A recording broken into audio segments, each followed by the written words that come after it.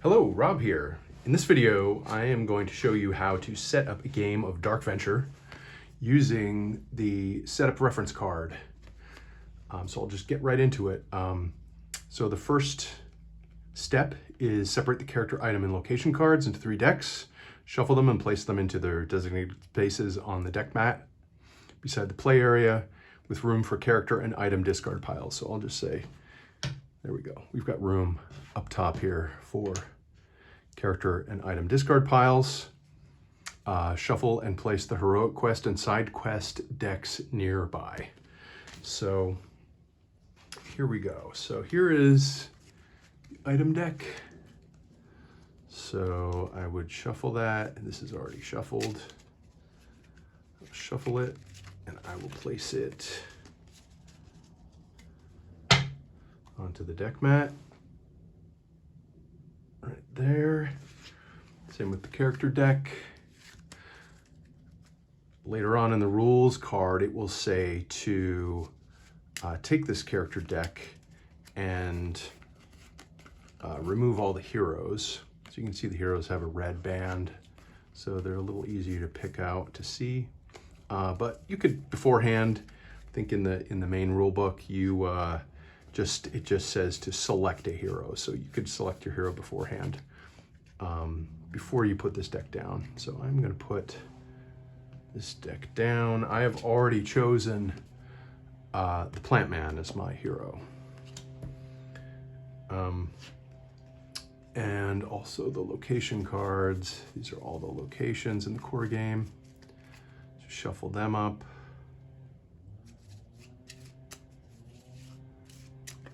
Probably need to shuffle them a little more than I am, but there we go.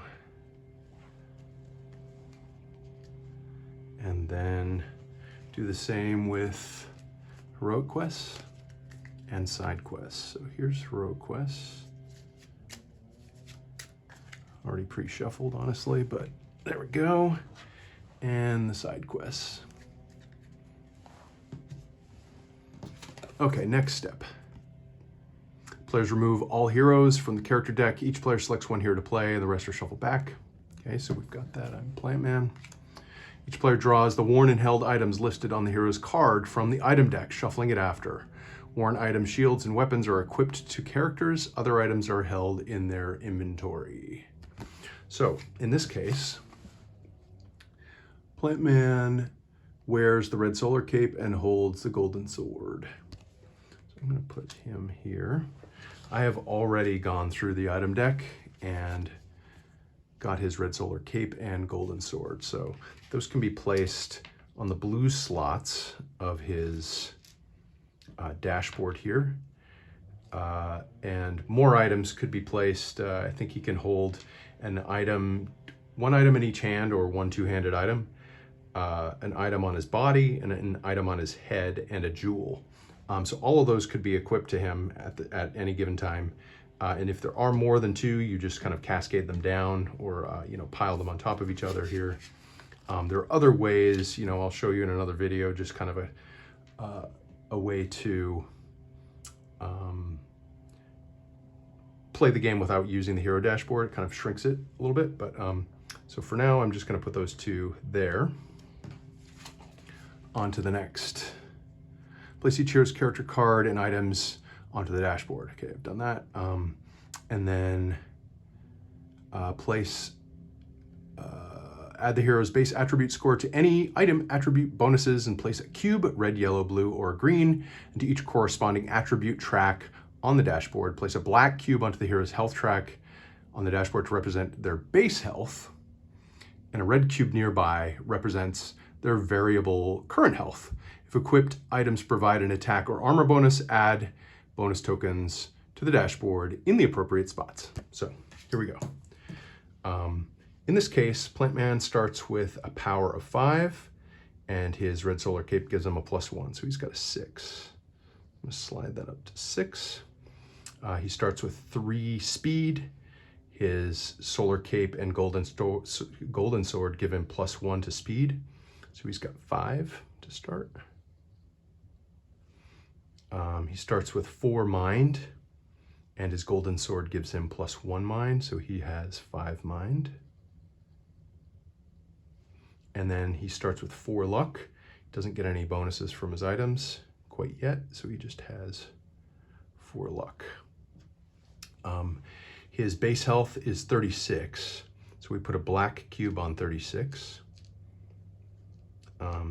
His variable current health, so if he gets damaged, we'll move this cube, we'll come onto the track and move around. This just, his base health just kind of reminds you he can never gain more health than his base health. So we could put this cube on top of it or just set it to the side for now. Not noted in the setup reference is that each character gets each player's hero. In a solo game, which I'm going to play a solo game here, you get 3 actions. And this is noted right here on the back of each book too. Shows you the player turn phases. Paid actions. Players have 3 action points each in a 1 to 2 player game, 2 action points in a 3 to 4 player game to use on their turn. So this has been highly edited since the first edition. So there are now actions that cost 1 action point. There are actions that are free the first time you do them, and then additional actions of that kind cost an action point. And then there are free actions. And so one of the big changes is that trading and giving an item and equipping, using, picking up and dropping items are free. With playing a location and playing a character, it's free the first time you do it, and then additional times on your turn, you have to pay an action to do it. And always you have to pay an action to move, so to move from one location to another, to search a location, to draw a card. So you can just literally pay an action to draw a location, character, or item card, or to initiate combat. When you search a location, you're actually drawing 3 items and able to select one of the 3 and discard the other 2. So it gives you a little bit more of a selection than just drawing a card.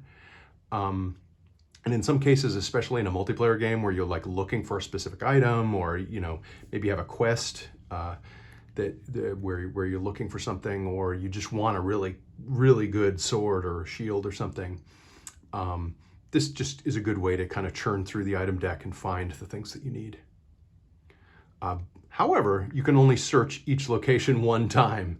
So in a multiplayer game, it's the first person to get to that location will be able to search it, and then you can then get through the cards. Anyway, we're still setting up here. So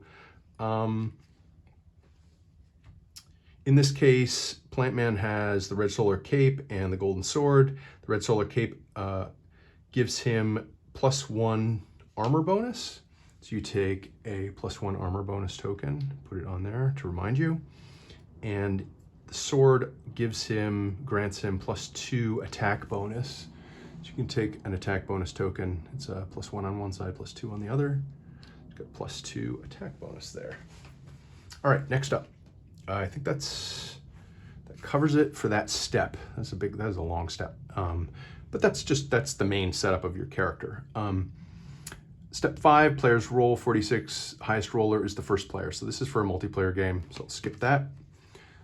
6, the first player shuffles the heroic quest and side quest decks, places the decks face down, draws 3 heroic quests, chooses and reveals 1, then shuffles the rest back. Next, the player draws 3 side quests and accepts them all. They may be revealed or kept secret. The next highest roller does the same until all players have 1 heroic quest and 3 side quests. So I'm going to take 3. 1, 2, 3. And 3. 1, 2, 3. So of these side quests, I keep them all. So that feels balanced. Equip a new weapon and keep it equipped for 2 game rounds. Faithful Steed, gain a follower that is a horse. And get out and do something. Enter 3 different locations that have hex actions. So we'll learn about what a hex action is later. So, with these side quests, every turn every player's turn, they can choose to discard a side quest. So say there's something that you're just not interested in doing, or you don't think you're going to, focus on this game, or there's no synergy with between your side quest and your main quest. So for example, this faithful steed, gain a follower that is a horse. Maybe when I've drawn cards, I don't have a horse in my hand and I don't feel like going through the items and finding a horse. Then it is 2 quest points, which is, more. I think quest points for side quests are between 1 and 3. So I can, at the beginning of my turn, choose to discard this and draw up another up into 3. So I'm, would be able to, now I've got, wait, what happened? Have your hero become conscious after becoming unconscious. Oh, that's great for me. Get knocked out all the time. So, and then these are the main quests, your main heroic quests. So I have Royal Accoutrement, the Highwayman, and Growing Evil. Highwayman is a new quest for 2nd edition, so that's nice. But I'm going to choose Royal Accoutrement because it's you have to defeat one Sarkag wolf, bring its skin to the crossroads, and it's a good kind of a good starting quest to have. Because I know that there are 3 Sarkag wolves in the character deck, so it's a good chance that they're going to appear. There are a lot of events and actions and locations that might could possibly bring a Sarkag wolf to the game. So, and it says to take the 2 that you didn't choose and shuffle them back. So that's just in case, if there were 2 that you really wanted to do, then there is still a chance that later on in the game you might pull that other quest. All right, so now we're on to where we got draw the crossroads location from the location deck, then shuffle, place it in the center of a large open play area as the starting location, and the map will expand out from it. Players then place one of their hero's tokens or their hero's standee into this location. So in the 2nd edition, I already pulled the Crossroads out. Crossroads has a different back from the other cards, just to make sure you can, you can pull it out of that deck easy, or don't even put it in the deck to begin with. So I'm going to put that here in my play area, and I need to get my standee for Plant Man. Here it is, Plant Man. I'm going to put it in the standee in the base. There we go. And I'm going to put him into the Crossroads. Excellent. So we have that. That is step 7. Step 8, each player draws 1 character card, 1 location card, and 2 item cards. So that makes up your hand of cards. So your starting hand, these cards are hidden from other players. So in this case, it's a solo game, so we don't need to hide them. But here's a location, a character. I've got another hero, Dead the Fierce, and an item. I got the Prism Key. 2 items. So there we go. Yeah, I'm playing a solo game, so I can just leave them face up. Cryptic Map is good. Draw 3 locations, pick 1. So it allows you to, if you're looking for, there's some side quest, for example, that might be a location with a building, or you get a quest point for entering a location with water. So you might be like searching for a particular type of location. So this is kind of a helpful card for that. Having a hero card. Heroes are great for, they usually have pretty high health. Some heroes become activated when you play a specific location. They'll become active and will be put into a location, will track you, or will have some kind of an event. Otherwise, a hero could be used to, let's say I had a location here that had a Sarkag wolf in it, or a big monster, and I wanted to kind of soften up that monster a little bit before I went in there myself. So then I could play Dead the Fierce into this location. This monster is aggressive and will automatically attack Dead here, and he would probably be dead, or he would kill the Rorgencrawl. Either way, I could either choose to, you know, that's a choice that you can make with character cards. Heroes specifically. And that's it for that. Next up, so I have my hand of cards here. Place the quest point track and day track on the edge of the play area. They're already here. Then each player sets one of their hero's tokens on the start area of the quest point track. Next, place the sun token onto the one on the day track. At sunrise, the first player may begin their first turn of round one. So I'll do that. The sun token goes on the one on the day track. So this starts at sunrise, goes through midday meridian, and then ends at sunset. And then I'm going to take one of my character tokens, and I'm going to place it on the quest point track, ready to go. And I think that's it. And then it goes, this setup reference has, you know, the 3 phases of your turn, where you start the turn by drawing a card, and then you play your actions.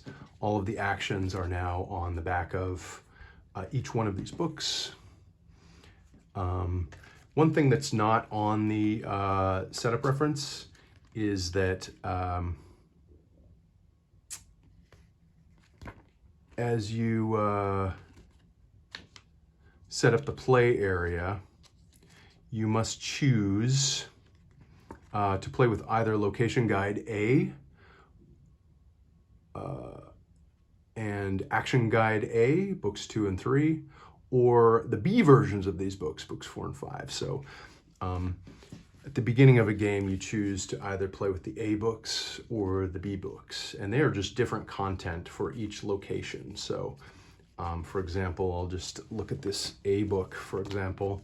So it has locations 1 crossroads through to location number 24. And all the actions that correspond to the locations that are in the A books. And it's the same for the B guides. They have locations 1 through 24. And it's just different content, different things can happen, different events. So that is it. We've set up, this is using the setup reference card. We've set up a full game of Dark Venture. We're ready to go. Take our first turn as a solo player. There are multiple solo modes in the 2nd edition. And specifically, the questing game is you're playing a solo game. In a short game, you're trying to gather 15 quest points before midday meridian. And in a longer game, you're trying to gather 30 quest points before 12 rounds have completed. And then in the ranked game, you are trying to get as many as you possibly can, as many quest points as you possibly can before in a long game or a short game. So it's sort of like you're trying to best your get your best score, get your best quest point score. All right. So that is it for setting up Dark Venture 2nd edition. I thank you so much for watching, and stay safe.